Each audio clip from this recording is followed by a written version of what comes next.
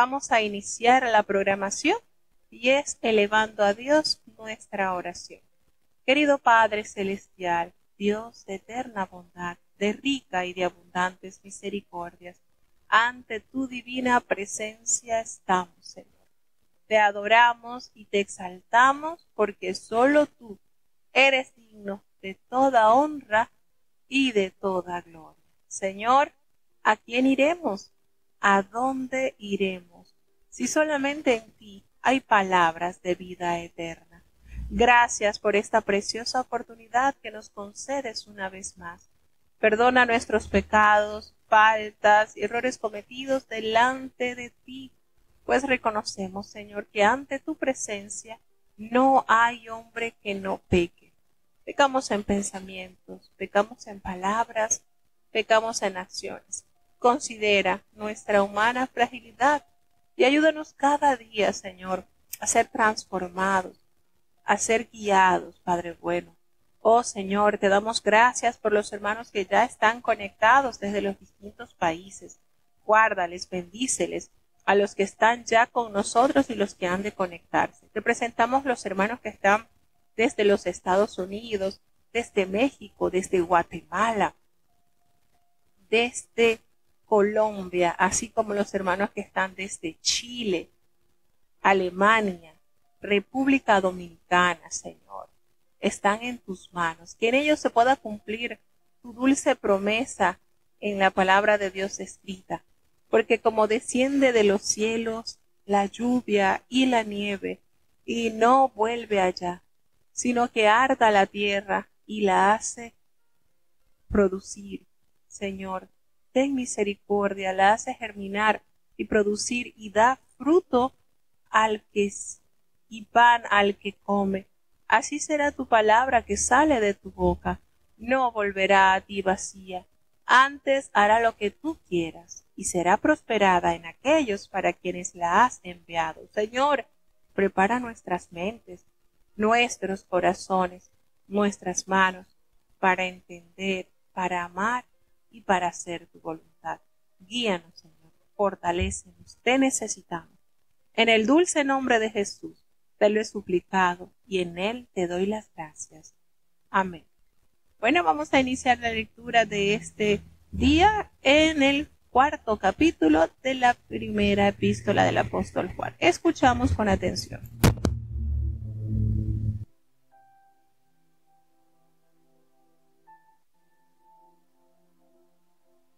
Primera de Juan, capítulo 4.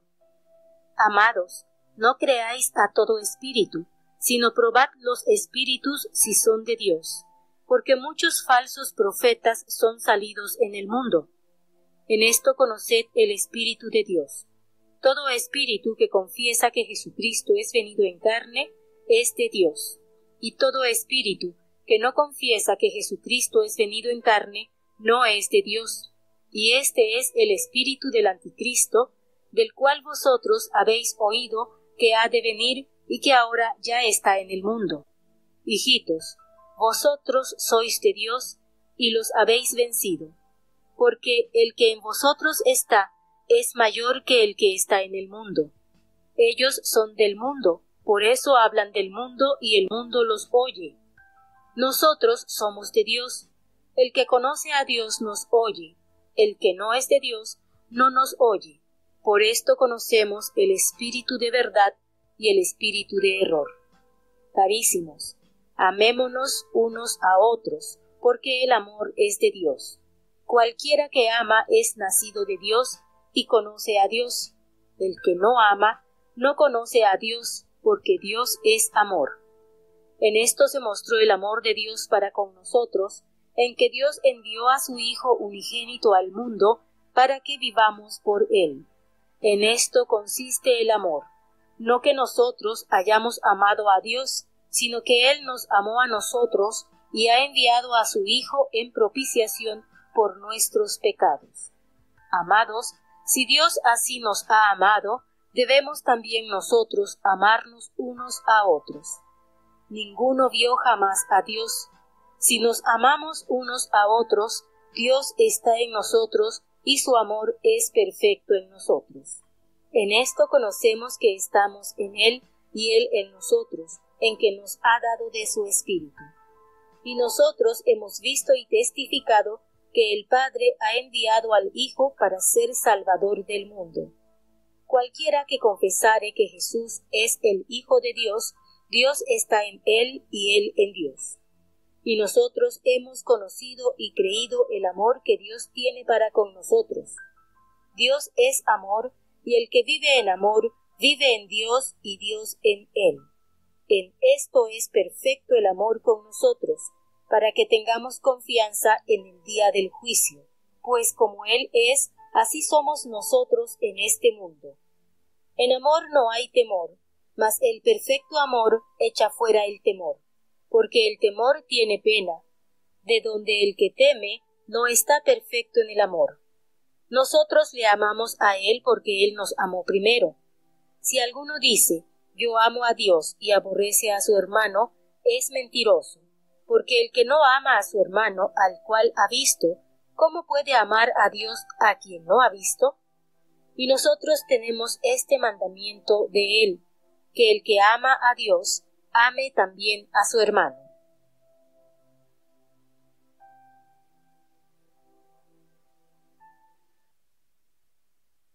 Bueno, seguimos aprendiendo a la luz de la palabra de Dios y es maravilloso ver cada enseñanza. Y fíjense que cuando el apóstol expone sobre este vínculo que necesita manifestarse dentro del pueblo de Dios, es el amor entre la hermandad. Y toma como ejemplo, en el capítulo anterior leíamos que toma como ejemplo así como eso que sucedió al principio de la humanidad, como Caín, siendo malo, sus obras eran malas, arremetió contra su hermano y le mató. ¿Por qué? Porque el mal estaba en él y eso nace en el corazón. Entonces es una arma, es una herramienta que usa el enemigo de hacer división, de poner contiendas, de modo de que se empoderen esos sentimientos de maldad en nuestro corazón. A través de la palabra de Dios aprendemos de qué manera nosotros debemos de vivir. Como dice el apóstol, no solamente decirlo de palabra, no solamente expresarlo, sino manifestarlo a través de nuestro fruto del Espíritu Santo. Y es precisamente el que encabeza esos elementos del fruto, es la caridad, lo que es el amor que no lleva envidia, el amor que no es jactancioso, el amor que se goza en servir, en demostrar la capacidad de protección hacia la hermandad. Y nos dice este capítulo, nos aconseja el apóstol que no debemos creer a todo espíritu, sino que debemos probar a tales espíritus si realmente son de Dios, porque hay que estar alerta. Hay muchos falsos profetas que han salido por el mundo. Nótese la precaución. Hay muchos, no pocos, no algunos, muchos falsos profetas. El sabio se toma tiempo para discernir sobre el espíritu que está detrás de toda enseñanza o toda palabra, a menos que se profese la encarnación real de Jesucristo, el Hijo de Dios, que, recordemos, Jesucristo fue nacido virginalmente. Tal espíritu no es de Dios. El fruto de la fe es obediencia a los mandamientos de Dios, y el resultado de obedecer a Dios se manifiesta en el amor por los demás. Entonces, el apóstol nos alerta. Prueben a ver qué espíritu es el que está enseñando por medio de esos profetas y son falsos.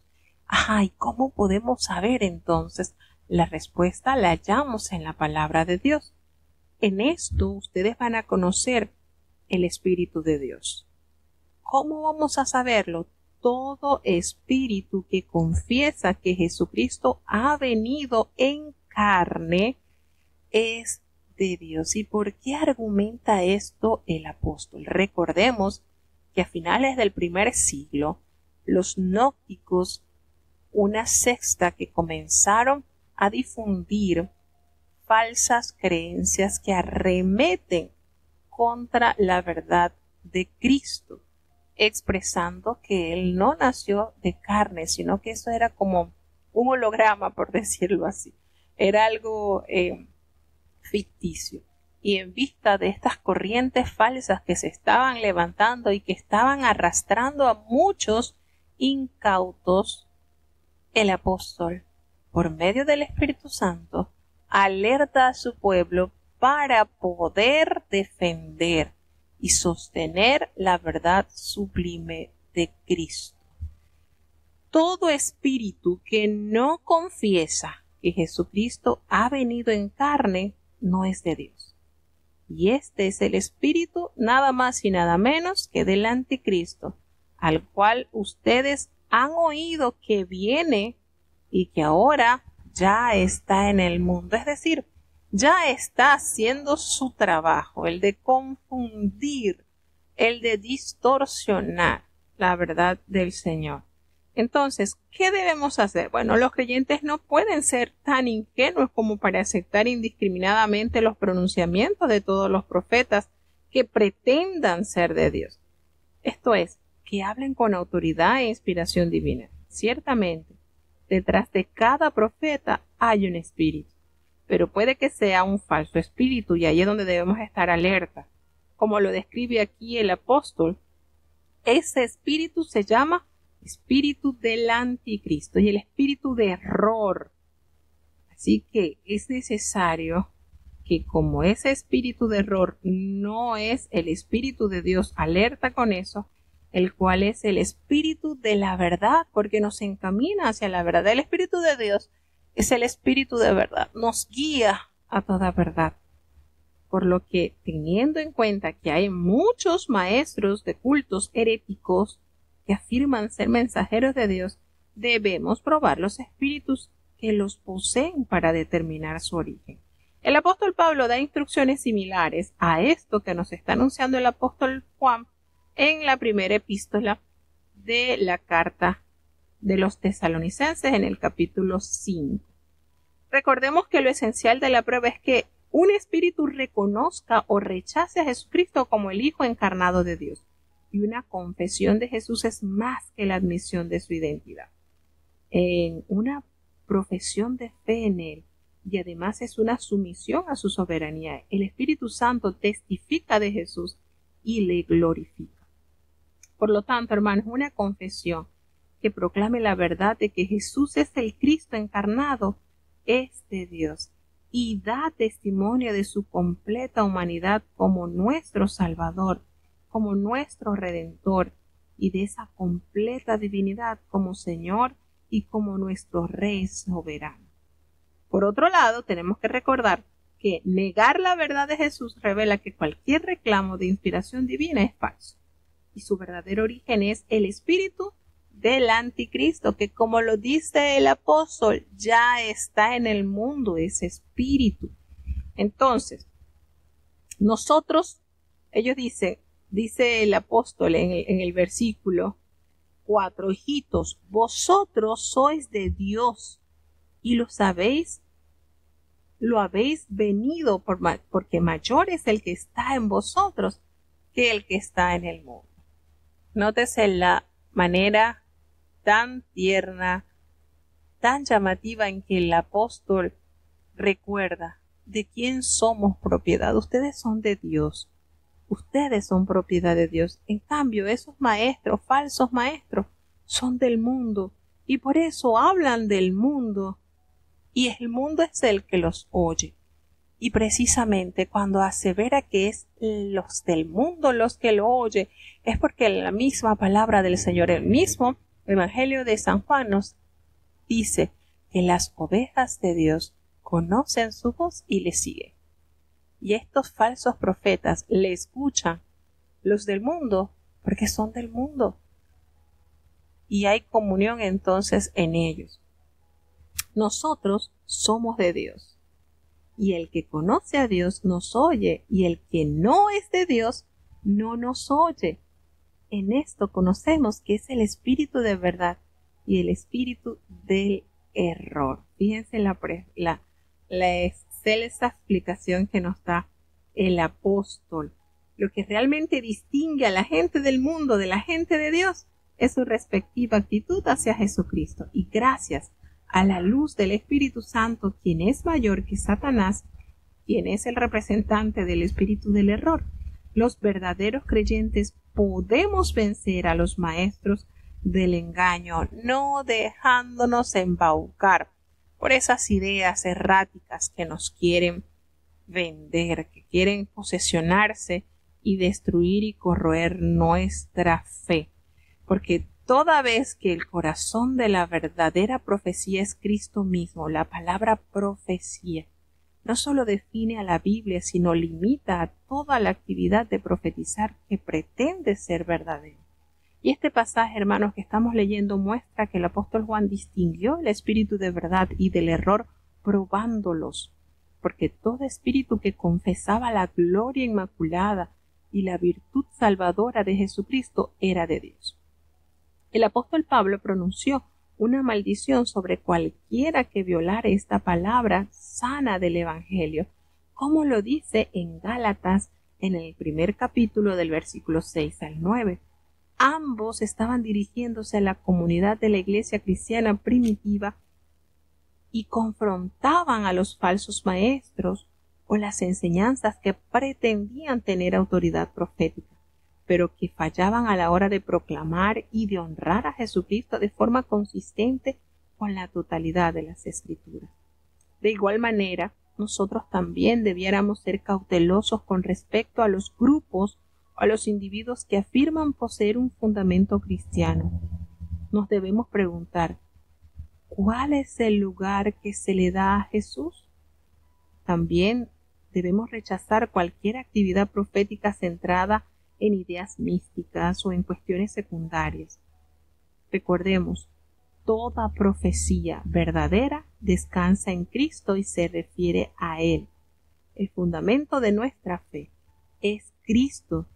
Si se edifica sobre este fundamento, todo el edificio nos recordará y señalará a Jesús, el Hijo de Dios, como lo expresó el apóstol Pablo en la carta a los Efesios. ¿Cómo podemos conocer a Dios? A través del versículo 7 leemos como la palabra nos insta a que nos amemos unos a otros, porque el amor sencillamente es la naturaleza divina de Dios. Todo aquel, óigase bien como lo refiere, todo aquel que ama es nacido de Dios y conoce a Dios. Y nos define que el que no ama, pues no ha conocido a Dios, porque aquí hay un concepto básico y fundamental de Dios, porque Dios es amor.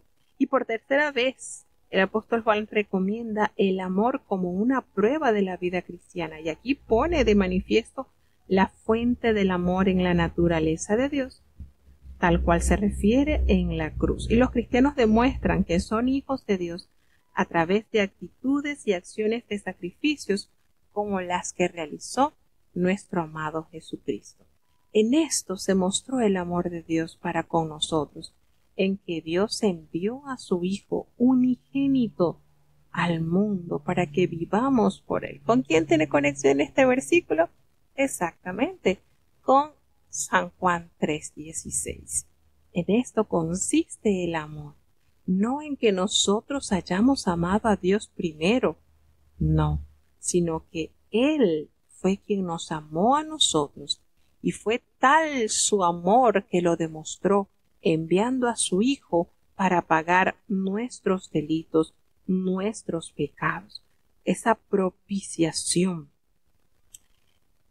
Y esto se usa en el Nuevo Testamento, esta palabra, donde la palabra describe a Cristo como apaciguando con su muerte sacrificial la ira de Dios por razón del pecado de los seres humanos, y también presenta su muerte como un acto expiatorio por el pecado a través de la muerte expiatoria de Cristo.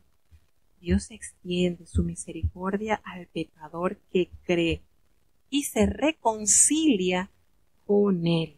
Amados, Si Dios nos ha amado así, debemos también nosotros amarnos unos a otros. Si nosotros, llenos de defectos, llenos de pecado, llenos de maldad, el Señor estuvo dispuesto a perdonarnos, nosotros estamos llamados a perdonarnos y aún más allá, a amarnos.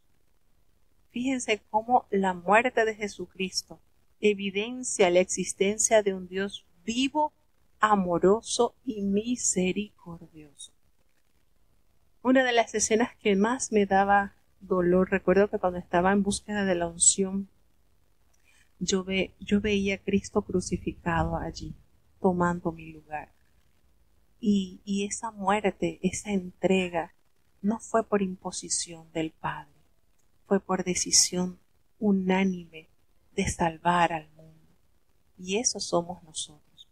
Nosotros que no hemos alcanzado salvación por nuestras obras, sino enteramente por ese amor perfecto, esa gracia salvadora, con que nosotros demostramos esa gratitud a través de la expresión del amor en medio nuestro, porque el verdadero amor echa fuera todo temor. Nadie ha visto al Señor jamás, es una verdad indiscutible. Sin embargo, nosotros, los hijos de Dios, vemos a Dios a través del amor.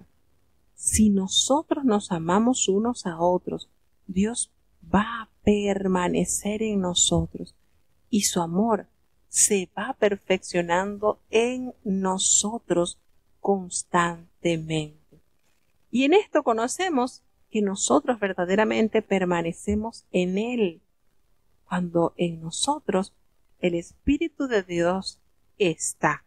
Y nosotros, dice el apóstol, hemos visto y testificamos que el Padre ha enviado a su Hijo para salvar al mundo. Fíjense la obra maravillosa. Aunque Dios es invisible, nosotros manifestamos su naturaleza por medio de estilos de vida que reflejan su amor. Cuando se hace referencia al Espíritu, el Espíritu no mora en nosotros por causa de nuestro amor. Todo lo contrario, nos capacita para amar. El Espíritu de Dios nos capacita para confraternizar, para desarrollar ese sello del discipulado. Es decir, poseer el amor de Dios produce esa confianza en Él y ese amor por nuestros hermanos. Y aquel que conoce este amor no teme enfrentar a Dios en el juicio, aun aquí en este mundo somos como es Cristo. Y se comparan posiciones, no caracteres. Jesús complace a Dios siendo su Hijo y nosotros somos hijos de Dios aceptables a Él. El amar a Dios debe expresarse en amor por los hermanos en la fe, porque el perfecto amor que echa fuera el temor ahuyenta toda raíz de amargura, todo odio, todo sentimiento que empaña nuestra comunión con Dios. Y por eso se va perfeccionando, por eso se va llevando en nosotros. Nosotros le amamos a Él. ¿Por qué lo vuelve a referir el apóstol en este versículo? Ya lo había expresado en el versículo 10. Nosotros le amamos a Él porque Él nos amó primero. Y como Él nos amó primero, nos está enseñando a amar. Si alguno dice, fíjense, esto que hace énfasis el apóstol Juan, la obediencia se manifiesta a través de la fe ejecutando la obra. Si alguno dice, yo amo a Dios, pero aborrece a su hermano, está calificado como mentiroso. ¿Por qué? Una lógica perfecta que nos manifiesta el Espíritu de Dios por medio del apóstol Juan. Si tú no amas a tu hermano, a quien tú has visto, con quien tú compartes, con quien tú convives, ¿cómo puedes amar a Dios a quien no has visto? No tiene esto lógica, verdaderamente. tiene razonamiento. Si tú te jactas de amar a Dios, pero odias a su creación, a sus hijos, porque nuestro hermano en la fe es hijo de Dios, entonces no puedo afirmar que amo al Padre y odio a sus hijos. Entonces la palabra de Dios nos revela, nosotros tenemos este mandamiento de Cristo, porque el Señor nos mandó que el que ame a Dios también ame a su hermano. Y esto, ¿dónde se encierra? En los mandamientos de Dios. Cuando a Jesucristo le preguntaron cuáles son los mandamientos, bueno, amar a Dios con todo tu corazón, con todas tus fuerzas, con toda tu alma. Y de una vez se refirió. Y el segundo mandamiento es similar a este. Amarás a tu prójimo como a ti mismo. ¿No les parece glorioso fundamento el amor para el cumplimiento de su voluntad? Precioso. Seguimos avanzando al siguiente capítulo.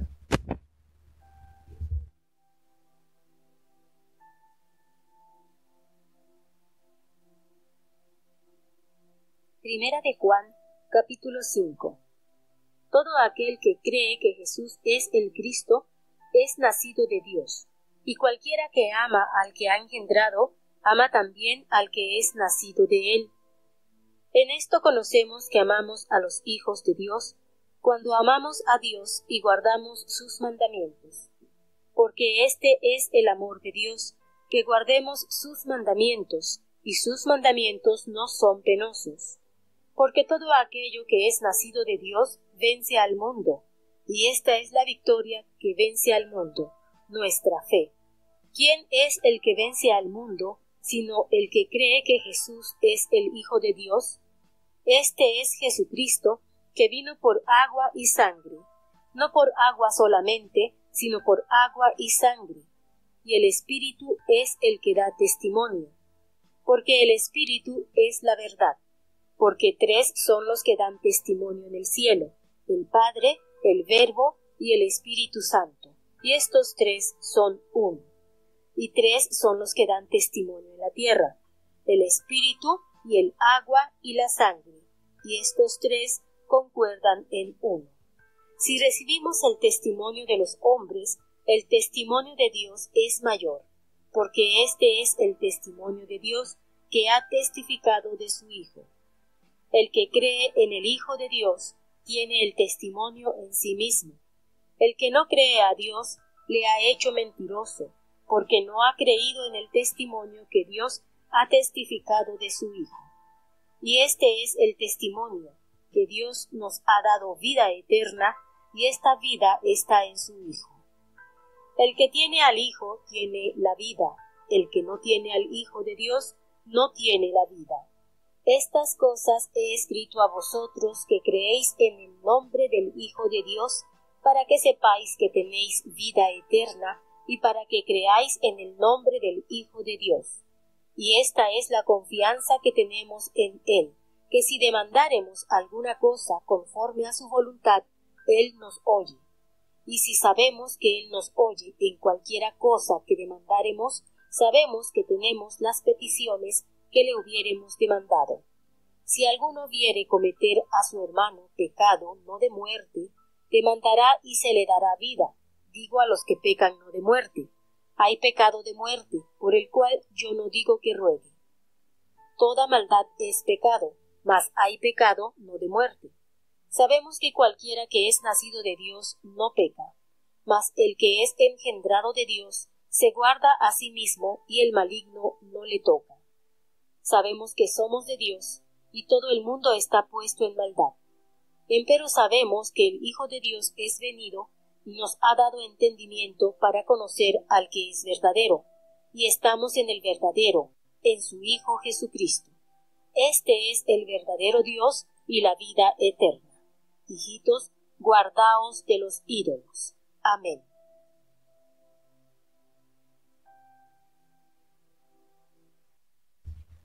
Bueno, seguimos aprendiendo de estas gloriosas cartas. ¿Son tan necesarias en nuestros días? Por supuesto que sí, hermanos. Y realmente hablar sobre la fraternidad, sobre el sentir el dolor de nuestros hermanos, el gozarnos con los triunfos de nuestros hermanos, es parte de lo que en nosotros se debe de ver.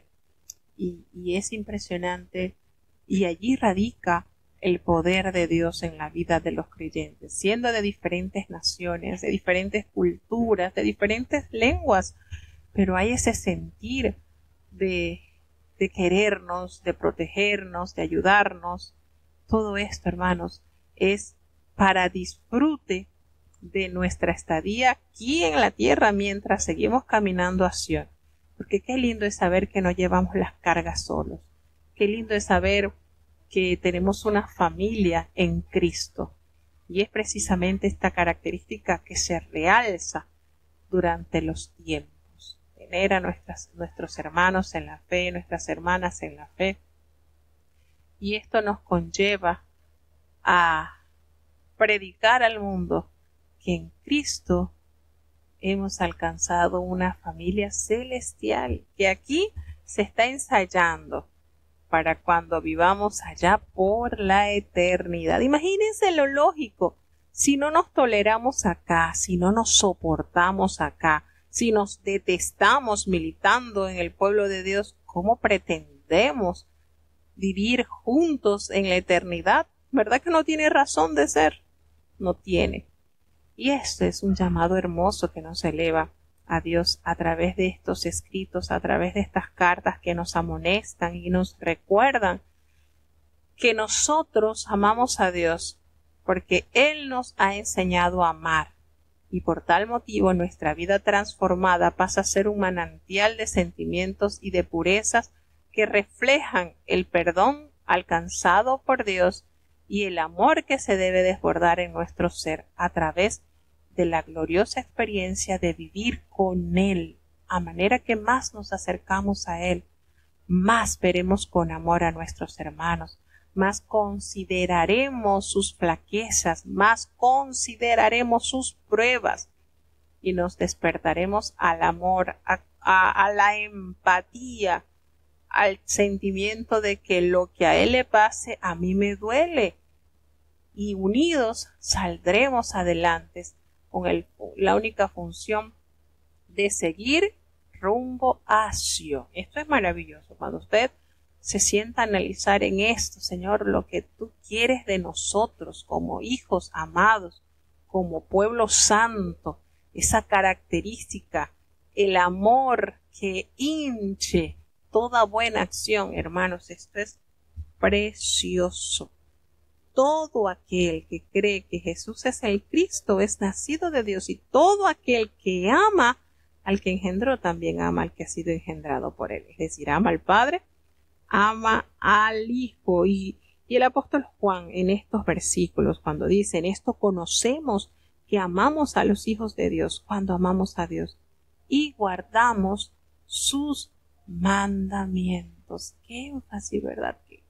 Qué duro le da el apóstol Juan a la observancia de los mandamientos. Cómo va calando, cómo va, porque se estaba distorsionando esta necesidad. Si tú me dices, y esto lo podemos probar a la lógica en un matrimonio.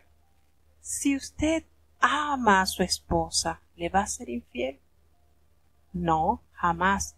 Si nosotros quisimos amar a Dios, ¿le vamos a ser infiel? ¿Nos complacemos en amar a nuestro esposo? Mostrándole por medio de la fidelidad, del buen trato y de las buenas atenciones. Comemos, nos vestimos, caminamos tal cual para agradarle a Él. Lo mismo sucede en el amor hacia Dios. Nos deleitamos en vivir como Él nos enseña. Si este amor de Dios pues este es el amor de Dios, que guardemos sus mandamientos. ¿Y saben qué? Nos dice el apóstol, los mandamientos de Dios no son gravosos, no son penosos. Que tú guardes los mandamientos no te acarrea pena, no te acarrea vergüenza, no te acarrea humillación, porque todo lo que es nacido de Dios vence al mundo. Y esta es la victoria que ha vencido al mundo. ¿Saben cuál es la victoria? nuestra fe, porque nuestra fe fija los ojos en el que prometió. Y cuando nosotros nos plantamos junto al arroyo, junto a Cristo, nuestras hojas nunca caerán, verdes, llenos de fe, siempre permanecerán. ¿Quién es el que vence al mundo sino el que cree que Jesús es el Hijo de Dios? ¿Quieres ser un vencedor? Bueno, afírmate en que el Hijo de Dios venció la muerte y te trajo salvación. Qué maravillosas son estas verdades reveladas a la humanidad. Notamos entonces que el apóstol Juan muestra que la fe, que el amor y la obediencia se relacionan entre sí. La fe nos conduce a una relación de amor con Dios y ese amor nos lleva a amar a otros cristianos y a la obediencia de sus mandamientos. Y estos no son penosos. ¿Saben por qué? Porque los beneficios prácticos de obedecer las leyes de Dios contribuyen por entero al bienestar humano y a la satisfacción de aquellos que aprenden a aplicarlas en la vida. Nuestra fe nos trae victoria sobre el mundo y nos provee de un alma espiritual en la que podemos combatir tanto las tentaciones como las persecuciones de una sociedad sin Dios. Notamos que la certeza del testimonio de Dios, que es Jesucristo, vino mediante agua y sangre, no mediante agua solamente, sino también agua y sangre, y el Espíritu es el que da testimonio, porque el Espíritu es la verdad. En el párrafo anterior, en los primeros 5 versículos, el apóstol Juan nos habla de la fe en Jesús, de la fe en el Jesús divino y humano. Ahora, aquí, en estos versículos, nos va a presentar el fundamento de tal afirmación, como la respuesta a los herejes que sugieren que el Espíritu descendió sobre Jesús en su bautismo, pero que le dejó en su crucifixión. Y el apóstol Juan insiste que el Espíritu Santo moraba en Cristo durante toda su vida terrenal, toda vez que nació por el poder del Espíritu. El agua probablemente se refiere al bautismo de Jesús, cuando el Padre declaró su identidad como el Hijo y lo ungió para su ministerio. Y la sangre, por supuesto, se refiere a la crucifixión, por medio de la cual Cristo completó su obra. Recordemos que el Espíritu Santo testificó sobre Cristo en cada momento de su vida. La ley demandaba el testimonio de 2 o 3 testigos, recordamos, por eso nos dice, porque 3 son los que dan testimonio en el cielo, el Padre, el Verbo y el Espíritu Santo, y estos 3 son unos. Detrás del testimonio unido de los 3 testigos está el mismo Dios. Y estos 3, los que dan testimonio en la tierra, son el Espíritu, el agua y la sangre, y estos 3 concuerdan. La seguridad que invade a aquellos que confían en Jesús proviene del Espíritu Santo que mora en ellos, como lo dice el libro de los Romanos, la carta a los Romanos, capítulo 8, versículo 16.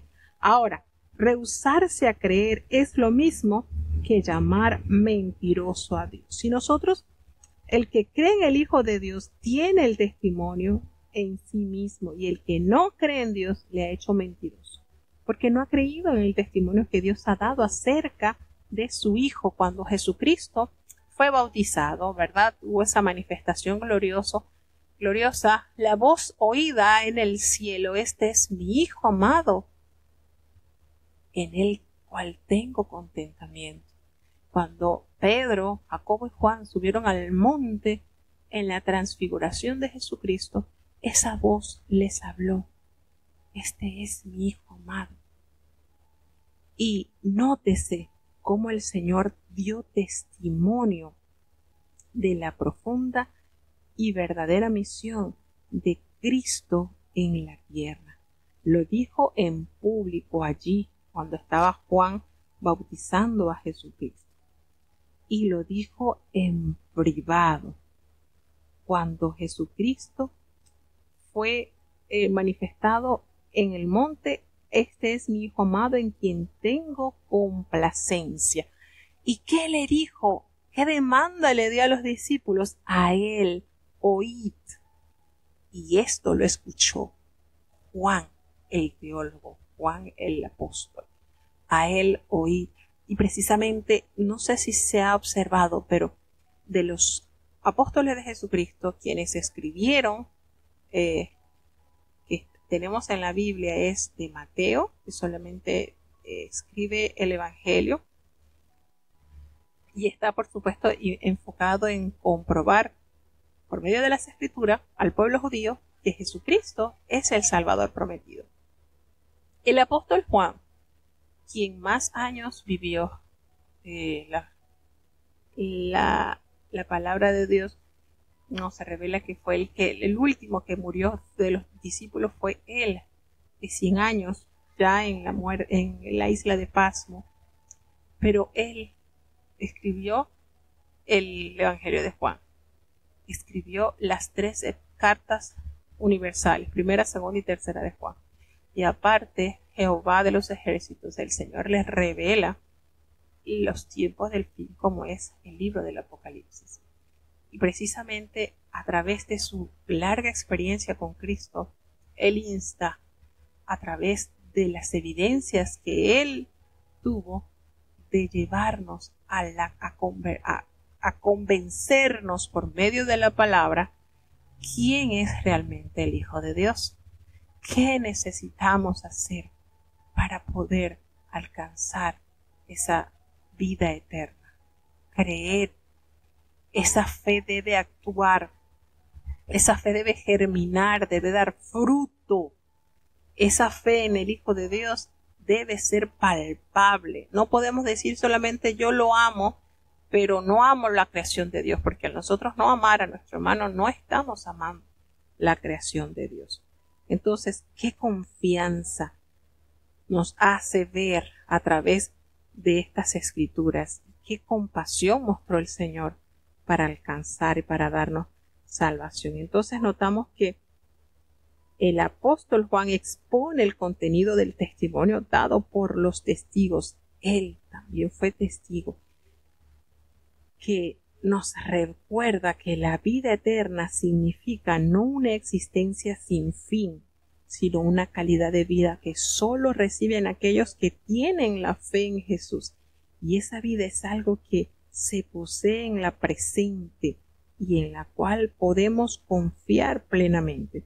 Los creyentes deben tener esa confianza en el libre acceso y en el poder de las palabras al presentar sus peticiones ante Dios. Sin embargo, existe una limitante a la certidumbre de que nuestras oraciones serán contestadas. Y el Nuevo Testamento basa esta seguridad: si pedimos y oramos en nombre de Jesús, como lo enseñan los evangelios, si permanecemos en Cristo y permitimos que sus palabras permanezcan en nosotros, como lo dice San Juan 15:17, si tenemos esa fe, esa certidumbre de lo que estamos esperando, esa certeza, y si somos justos en la vida y fervientes en la oración, aquí el apóstol Juan dice que debemos pedir conforme a su voluntad, lo cual nos explica cómo es la condición fundamental de confiar en la oración. Y uno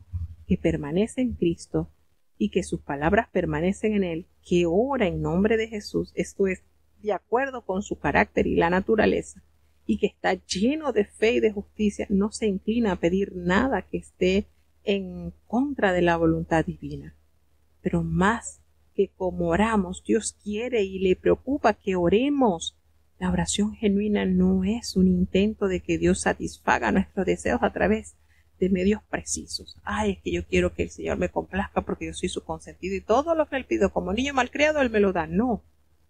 A lo contrario, esto es subordinar nuestra voluntad a la voluntad del Señor. Abrimos la puerta para recibir la plenitud de sus bendiciones en nuestras vidas. Y por eso el apóstol nos dice, esta es la confianza que nosotros tenemos en Él, que si nosotros pedimos alguna cosa conforme a su voluntad, Él nos oye. Y sabemos que Él nos oye en cualquiera cosa que pidamos. Sabemos que tenemos las peticiones que le hayamos hecho. Entonces, la fe inmadura trata de manipular a Dios. Ah, no, yo voy a servirle a Dios, pero si Dios nos convierte a mi hijo, pues yo voy a tener que buscar otra forma porque, yo oro a Dios y no convierte a mi hijo y lo que yo le estoy pidiendo va conforme a la voluntad de Dios. Entonces veo que pasan los años, pero mi hijo no se convierte. No, hermanos, eso es una fe inmadura, no funciona así. Nosotros no podemos buscar manipular a Dios. Nosotros no podemos coaccionar a Dios a que nos dé lo que nosotros queremos porque somos fieles a sus mandamientos, porque hemos servido toda la vida con integridad a Él y Él está obligado a darnos. No, nosotros tenemos que saber esperar. Y de hecho, ¿cuántos han cerrado sus ojitos y no han visto la respuesta en vida? Pero una vez que ese hermano o esa hermana fallece, las peticiones de Dios que están a la redoma son contestadas. Entonces allí radica esa fe que no condiciona. Bueno, si el Señor me da esto, si el Señor me sana, yo le sirvo. Si el Señor me provee, no, eso no funciona así. Las personas buscan caminos cortos y fórmulas que garanticen una respuesta a cualquier petición.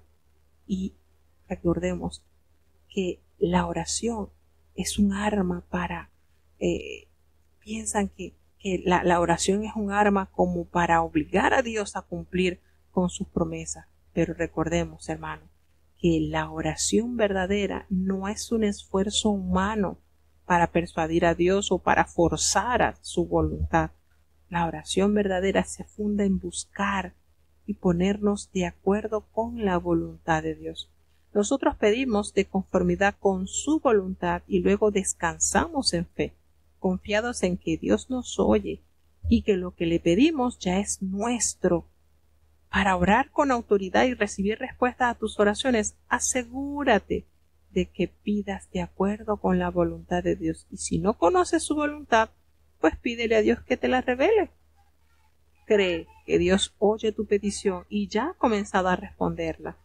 Y hay que orar con paciencia hasta que se cumpla su voluntad. Y en eso consiste una oración verdadera. Ay, no, yo no voy a aguantar tantos años aquí. No, hermanos, esto no es así. ¿Cuántos años oró Zacarías y Elizabeth por un hijo? ¿Cuántos años? Ya eran de edad avanzada.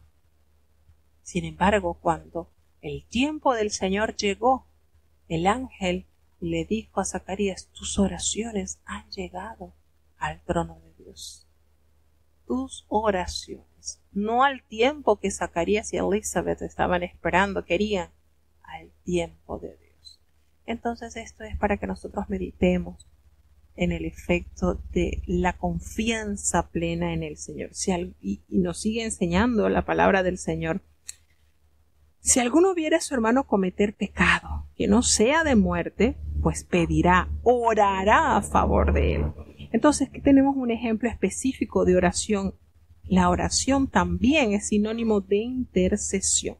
Recordemos cómo a Job Jehová le pidió a los amigos que le pidieran a Job que orara por ellos, porque no los iba a escuchar.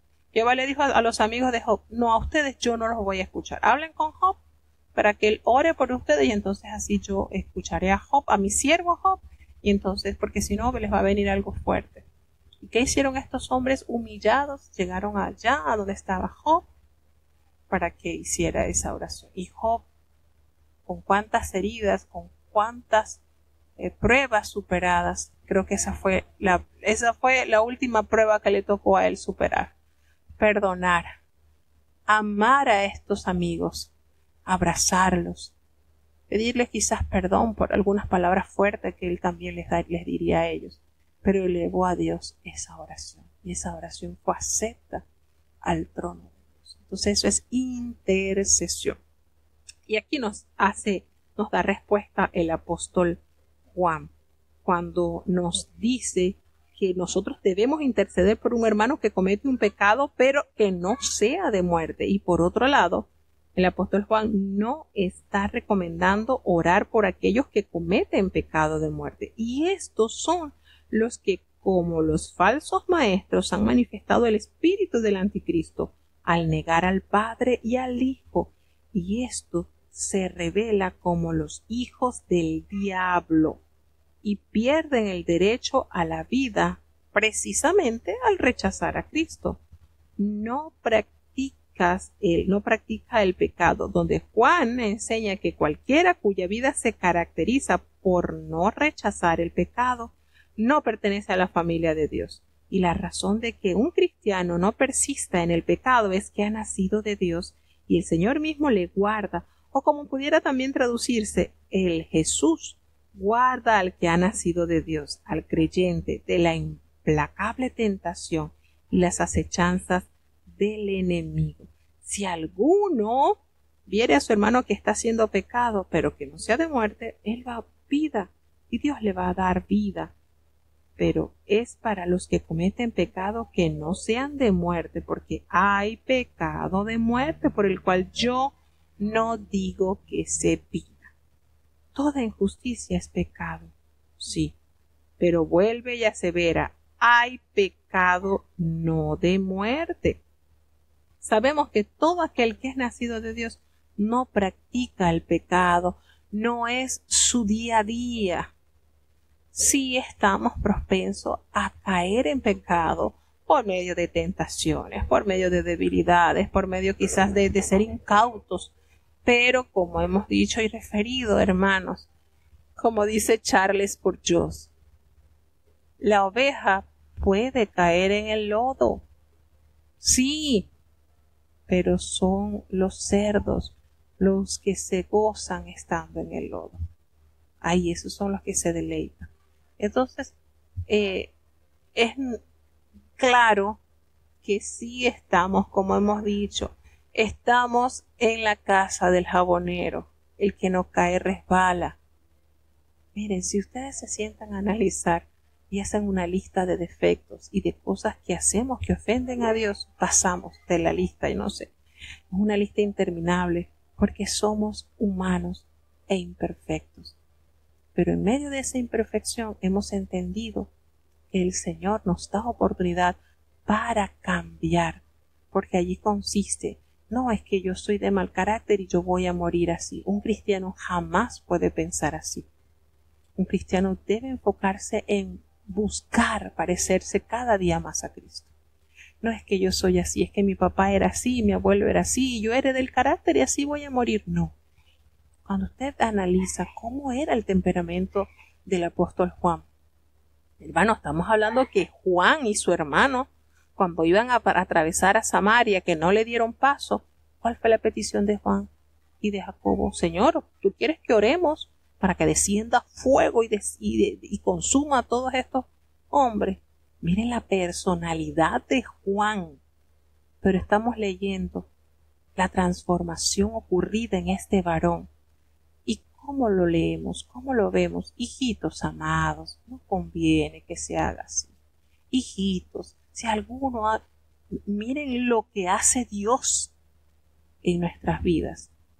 Miren, aquí pudo haber escrito el apóstol Juan, bueno, los que estén en pecado, oren para que el fuego de Dios los consuma. No, hermanos, aquí por medio de la Escritura nosotros podemos corroborar cómo la obra perfecta de Dios se debe gestar en nuestras vidas.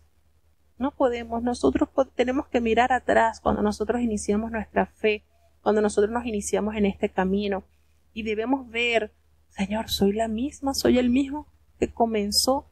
¿Será que cualquier cosa me irrita? ¿Será que en cualquier cosa que sucede ya estoy pensando en irme, en abandonar la fe, en dar la espalda a todo y buscar otra congregación que sea mejor que esta?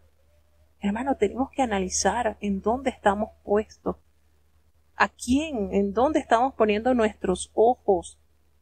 Debemos poner nuestros ojos en Cristo. Porque cuando lo miramos a Él, cuando nosotros nos enfocamos en Él, no tenemos márgenes de error. Porque Dios es perfecto y nos insta a buscar la perfección en Él, no en el hombre. Yo le invito a que usted haga una lista. ¿Cuántos pecados, cuántos errores cometo? ¿Qué tan defectuoso soy? Vamos a hacer una lista grandísima. Tenemos muchísimos errores. por los cuales debemos procurar superar. Y entonces, a través de la Escritura, nosotros nos damos cuenta, ¡ay, qué perfecta es la palabra! Es nuestro manual. Si nosotros nos apegamos a ella, qué fácil sería nuestro caminar, porque no estaríamos mirando los errores de los demás. Me estaría preocupando en mis defectos y corrigiéndolos con el Maestro perfecto, con el modelo perfecto que es Cristo. Y esto cambia nuestra visión totalmente. Nuestra visión cambia radicalmente. Y comenzamos a sentir ese gozo, comenzamos a sentir esa paz, comenzamos a sentir esa certeza de que Dios está haciendo algo maravilloso en nosotros. Cuando pasamos situaciones que años atrás hubiésemos pasado y quizás nos hubiésemos escandalizado, quizás nos hubiésemos herido, quizás nos hubiésemos arruinado espiritualmente. Pero cuando nosotros notamos estos efectos que causa su palabra, su Espíritu Santo moldeando nuestro yo, y pensamos y creemos que nuestras luchas más fuertes, nuestras batallas más grandes se libran dentro de nosotros mismos. Se libran dentro de nosotros mismos. Y el apóstol Pablo lo decía, miren, es que lo que quiero hacer no lo hago. Y lo que debo hacer, y lo que debo hacer no lo hago. Y lo que no quiero hacer, eso hago. Entonces, allí el apóstol Pablo nos dibujaba las luchas que tenemos como creyentes. Tenemos nuestras luchas. Y usted está observando por medio de la Escritura qué transformación gloriosa tuvo el apóstol Pedro, un hombre tosco, un hombre decidido, un hombre que no le tembló la mano, agarró la espada y le cortó la oreja a Malco. Y a Dios gracias que fue la oreja, porque usted se imagina que le hubiese cortado la cabeza. Entonces notemos ahora el apóstol Pedro cómo nos aconseja por medio de estas epístolas que nosotros leímos también. Qué lindo, cómo Dios nos transforma. No podemos decir que la epístola que el apóstol Pedro escribió ya en sus años avanzados era el mismo aquel hombre que caminó con Jesús, que tomó la espada, que agarró. No es el mismo. La obra de Dios se palpó por medio de la cercanía, por medio de la oración, por medio de esa obra perfecta que hace el Espíritu de Dios en nuestras vidas. Entonces son muchas cosas. Nosotros tenemos tanto, pero tanto trabajo en nosotros, hermanos. Tanto. Y nosotros somos la más firme y clara evidencia del poder transformador de Dios en el ser humano. Nosotros somos esa muestra de que el Evangelio verdaderamente cambia vidas. De que verdaderamente el Evangelio transforma corazones, transforma pensamientos, transforma nuestro vocabulario. Y esto es glorioso. Cuando nosotros nos damos cuenta el terreno en el que estamos caminando, hermanos, caemos rendidos a los pies del Rey, a adorarle, porque nos llamó, nos trajo, y hoy somos parte de su siervo, imagínense. Entonces esto es lindo cuando nosotros vemos cómo a través del Espíritu Santo nos instruye para que hagamos la obra a la cual el Señor nos ha llamado. Sabemos que somos de Dios y el mundo entero está bajo el dominio del maligno, pero sabemos que el Hijo de Dios ha venido y nos ha dado entendimiento, hermano, para conocer al que es verdadero, y estamos en el verdadero, en su Hijo Jesucristo. Y Él es el verdadero Dios, y Él es el que nos da la vida eterna. Hijitos, qué linda manera de hablar el apóstol Juan. Guardaos de los ídolos. Entonces, tenemos acá dando el apóstol Juan de que ha dado prueba de que por medio de las cuales los creyentes pueden saber que son de Dios y se distinguen de aquellos que pertenecen al maligno.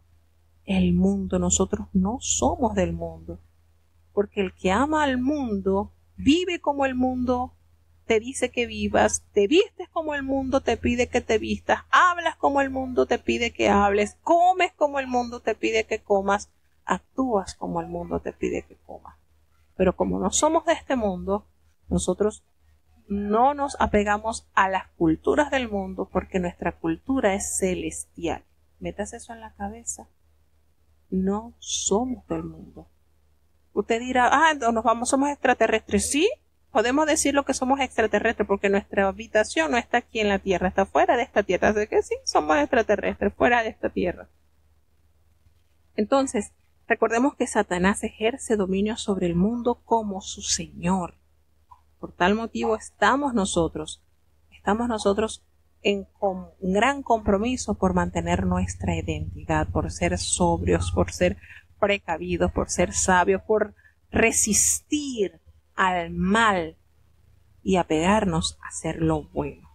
Y el último versículo, todo Dios, objeto o propósito distinto al demandado por la voluntad y el camino revelado por Dios en su Hijo es un ídolo. Guardaos de los ídolos. En la actualidad podemos decir, no, yo no tengo ídolo, yo no tengo ninguna estatua, ninguna cosa, hermano. Ahorita el enemigo es tan sutil que su cuerpo puede ser su ídolo, ¿sí? Su cuerpo puede ser su ídolo. Su casa puede ser su ídolo. Sus hijos pueden ser sus ídolos. Así que debemos estar muy cuidado, pero muy en cuidado con esto. Así que bueno, hasta aquí llegamos a estos capítulos. Mañana, con la ayuda de Dios, continuaremos con 2 de Juan, 3 de Juan y el libro de Judas, Dios primero. Para iniciar entonces con el Apocalipsis en el día sábado. Vamos a tener la oración de cierre. Bendito Padre Celestial, Dios de eterna bondad y rica y de abundantes misericordia, delante de tu divina presencia estamos, Señor. Te adoramos y te exaltamos, porque solo tú eres digno de toda honra y de toda gloria. Gracias, Señor, por esta preciosa oportunidad que nos has concedido. Perdona nuestros pecados, faltas y errores cometidos delante de ti. Señor, te damos gracias por los hermanos que han estado conectados desde los distintos países, Señor. Te presentamos tu pueblo. Guíanos a toda verdad y límpianos de toda inmundicia, Señor. Ayúdanos cada día a caminar enteramente convencidos de tu verdad gloriosa, Señor. Que nada nos haga apartarnos de ti, Señor. Guarda, fortalece a los niños, a los jóvenes, Señor. Haznos prudentes, sabios, temerosos. Y a los adultos, los ancianitos delante de ti están, Señor. Ten misericordia, Padre, de los matrimonios, así como los padres, guíanos a la mejor educación en nuestros hijos. Guarda, Señor, de este mundo la inmundicia, de todo lo que acecha nuestras almas y que podamos resistir por medio de tu palabra, Señor. Te presentamos la salud de nuestros hermanos, clamamos a favor de ellos, Señor. Tú los conoces. Tú sabes, Señor, el por qué están pasando diferentes enfermedades. Permite que a través de estos procesos su fe se fortalezca cada día más. Que nosotros sintamos también la necesidad de llevar sus cargas, orando, ayunando a favor de ellos, Señor, porque esto es agradable a ti. Ten misericordia, Señor, están en tus manos. Siempre, Dios mío, que puedan estar con esa fe que pueda vencer todo obstáculo y todo mal. Ten piedad por la paz en Israel, por la paz en el mundo, Señor. Te presentamos la conferencia que dentro de pocos días ha de celebrarse. Esta reunión santa, Señor, que sea de edificación y de fortaleza a tu pueblo.